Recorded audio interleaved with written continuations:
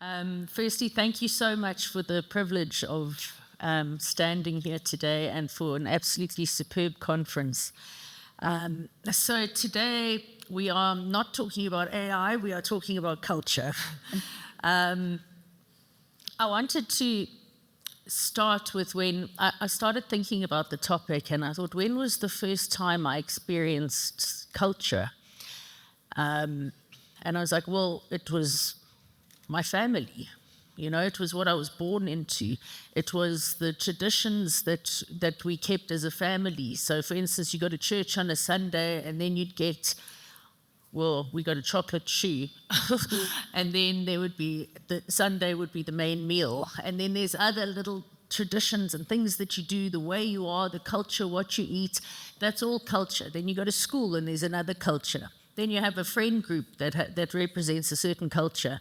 And everywhere you go, there is a culture. A culture exists everywhere. It cannot be avoided.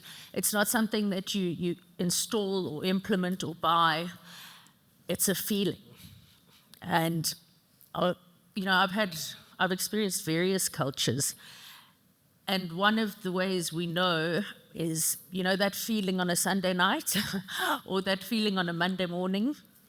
Is it, oh God, it's Monday?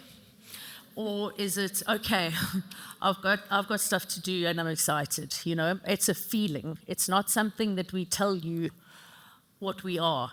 So a few months ago, an analyst joined our business.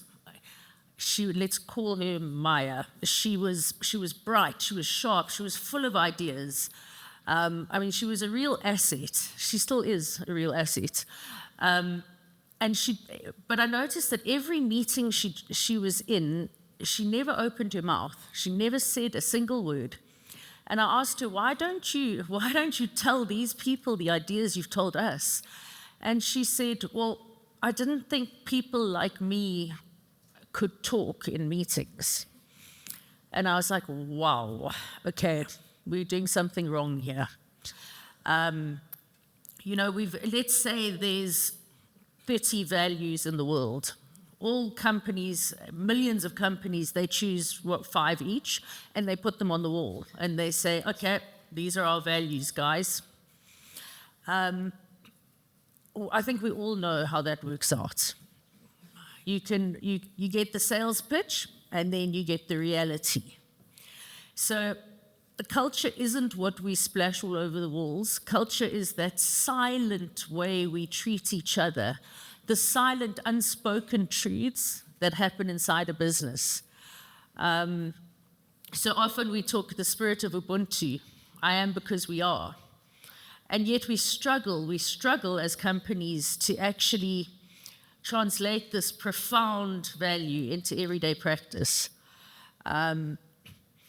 For instance, Ubuntu, we say we've put Ubuntu and respect as core values, but then we sideline people who are junior or people who are from previously disadvantaged cultures or anything that is different to the leadership team. So we can write things on the wall, but is it actually happening in reality? And that's what makes the difference between a company with a culture and a company with writing on the wall. Just looking at ways to interpret the culture, it's who interrupts who in a meeting, who's allowed to interrupt who in a meeting, who gets invited to lunch, who's praised, who's always overlooked, how do we respond when people make mistakes? Let's take the smoking corner or the coffee breaks, for instance. I've often noticed a certain demographic will usually be in the smoking area, and it's almost like a cult. So the secrets get told, it's interdepartmental, decisions get made, it's exclusive, it is not inclusive. Coffee breaks, decisions, deals get signed in coffee breaks. They're not in the meeting room. It's not formally done. It's all around. It's a roundabout. It's the way we behave behind the scenes. I remember once starting at a new company, and I was talking about the feeling you get. And I walked in, and I didn't know, there was no reception. So I was like, okay, I'll just sit here and I'll wait. And I think 2.5 hours later, somebody came to get me. So a few people came by and said, hi, can I help you? And I was like, that's my first day, I'm not sure. And then they were like, oh, okay, I'm sure someone's coming. Immediately, I was like, oh, nah, I don't want this. I got that feeling. A year later, I was in a position where I was trying to implement performance management with the team, and the MD said, I'm not doing this rubbish. Another incident where I was arguing with him, and he said, woman, shut up and listen. Oh. I think I left about 5 days later. So you can plaster anything you want on the wall. You can say any words you want to say, but how do you behave? How do your words translate into behavior? At Blue Label, we've adopted an approach where culture isn't a project. It's not like, okay, this is the culture department. It's actually the main stage. It's filtered in, and it weaves into every single thing we do. So we do leadership development, we do peer-to-peer coaching, we do mentoring. In that, we have behaviors, and we call each other out. So we go, that was a below-the-line behavior, or nice, that was above the line. So there's this common language where we ensure that each other keeps up to the standard that we represent. So let's look at some ways that culture goes very wrong. So first, there's that unconscious exclusion. So I've chatted about it in the smoking and the coffee, but there's also, for instance, and I'm not saying this is wrong, like the golf days. Not everyone plays golf, but if you don't play golf, then are you going to get promoted? Mm-hmm. I don't know. Or you get the pub nights. What if you're a mommy? You got to go feed the kids. You can't come to the pub night. What if you don't drink? What if, who knows? But a lot of these things, without knowing it, they exclude a lot of our workforce. Second one is the blame culture. So I don't know how many of our companies have innovation. Innovation, we are innovative, but we'll fire you if you make a mistake. So, yeah. So I've seen it happen over and over and over and over, is how innovative we are, but then we'll discipline you. We'll discipline you if you get it wrong. So how are we ever going to live that, in the real world? That one is, people start hiding their errors. People start doing the exact opposite of what we believe in. So, oh my God, I've made a mistake. I'm scared because I'm going to be punished. There's going to be a scapegoat. They're going to come down on the small guy. I'm not going to tell anyone. And this gets to the point of crisis, where there's loss of revenue, there's loss of sales, there's loss of trust, there's loss of confidence. This is all due to culture. So you can see how culture has an enormous impact on the bottom line as well. Then there's the top-down rigidity. So I am the HR director, therefore what I say goes. In other words, no one else's opinion matters. I am all-powerful. And now we know that this is absolute rubbish. Senior people aren't more intelligent. They've probably just been in the game longer, It's everyone. We say we want a diverse culture. We want a transformed workplace. But we won't listen to that diversity, and we don't listen to that transformed workplace. We just look like it. But who's still making all the decisions? Can you imagine if you're in a meeting room and you've got your top dogs, and then you've got other people, and we're all here to make a decision on a product. But we know that the top dogs are the guys who have the last say. A lot of us don't. We're either too shy, we're too scared, we're too vulnerable, we don't believe in ourselves enough to actually put our hand up and speak. Can you imagine the loss of revenue that is due to that kind of a culture? Imagine everybody had a voice. Imagine everybody could put their best idea forward and you could choose out of all of the best. Instead of these people having incredible ideas, keeping them quiet, and maybe starting a side hustle and making billions. And then there's the surface level perks. So we all splash on LinkedIn and all the media.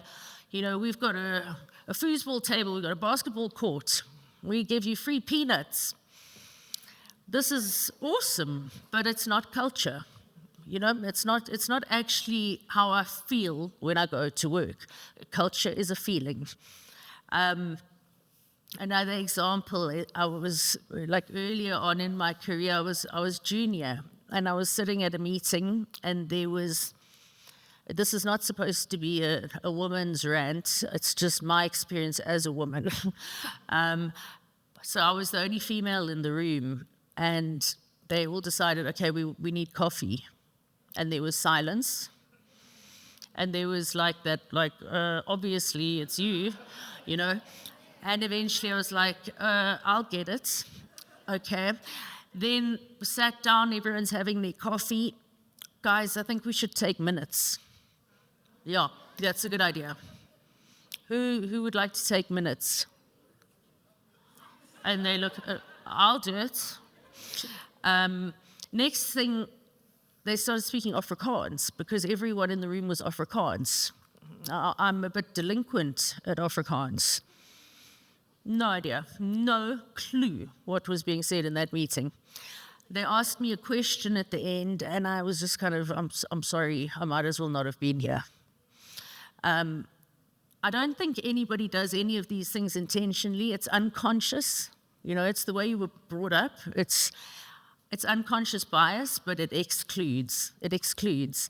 You know, the feeling I had when I left that room was, I don't only have to work harder, but I've got to do everything better. I've got to behave like a man. Because when I looked a bit upset about the whole coffee thing, the coffee thing really bothered me. They're like, why are you so sensitive? Well, I'm not. So I think it's about learning how do you read the room? Who speaks? Who stays quiet? You can immediately see who's got the power. How do we handle a disagreement or a conflict? How transparent are we about decisions? Who gets promoted? Does it reflect the values? Do we promote the person who reflects the values we believe in? Are behaviors as important as output? Because I can tell you if the behaviors aren't right, the output won't last. You will get 1 or 2 years of somebody with extremely incredible output, but they've jumped on 4 people's heads to get there. In the end, you don't make money. When something goes wrong, do we punish or do we learn? You know, do we hold this person up as an example and say, this is what you mustn't be? Or do we say, wait now, every single failure or mistake is an opportunity? So how do we treat our people? Do we treat people the way we would like to be treated? Little things when somebody starts at a company, like just a human touch, you know, here's a notebook, it's got your name on it. Here's your office, here's a buddy for you to walk around with. Here's someone to make you feel at home. When you're sick or you're in hospital, you get a bunch of flowers. I mean, that happened to me recently, and I was like, my God, you know, I felt special, I felt wanted, I felt part of something. If you think how many hours we spend at work, apart from sleeping, it's much more than anything else we do. It's much more. Do you not want to be happy? You know, I remember walking into that place that I was referring to and just thinking, I can't do this. I can't do this. I don't know how I lasted the whole year, but I had that feeling every Sunday and every Monday. It was just an underwritten culture of, you know, this person is the be-all and end-all, and all the rest just do as they're told. So obviously why it matters is trust. without trust, we're nothing. If you can't trust your people, it's very difficult to be happy. It's very difficult to feel safe.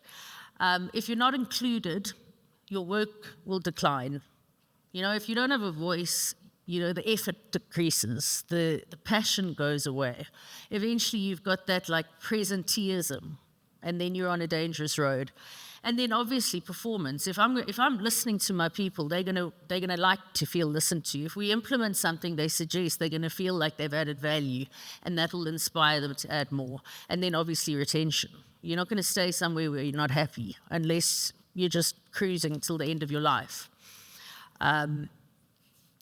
So I think that's really what my message is. So what I wanted to challenge everybody to is when we go back to work, are you the model that you want to see?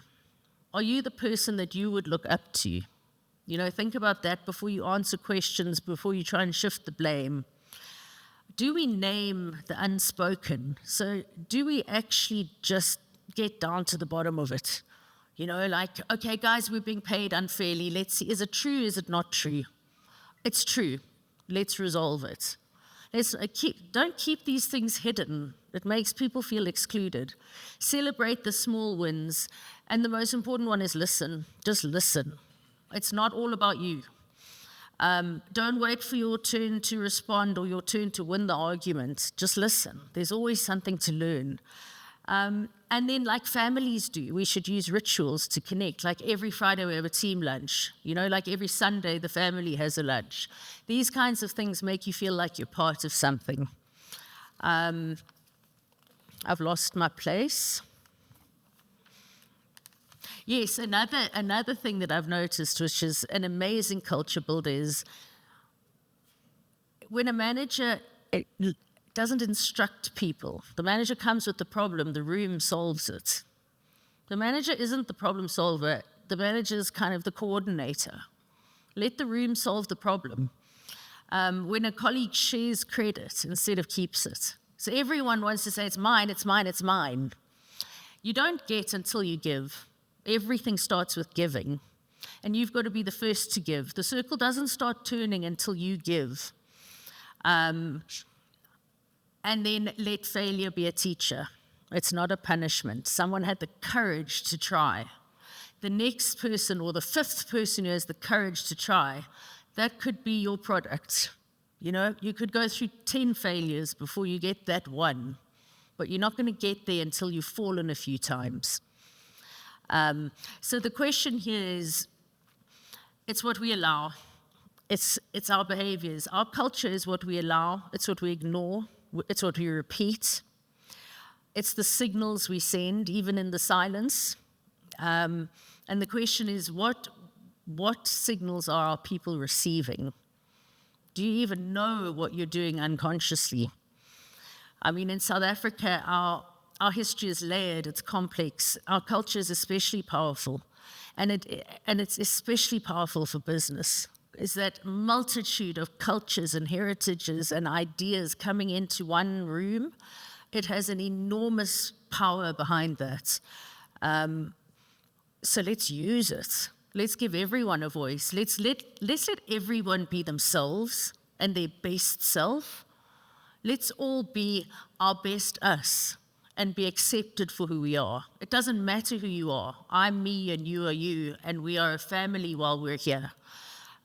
So the real culture here, it's what's whispered, it's not what's shouted, and we should pay attention to the detail. Thank you so much.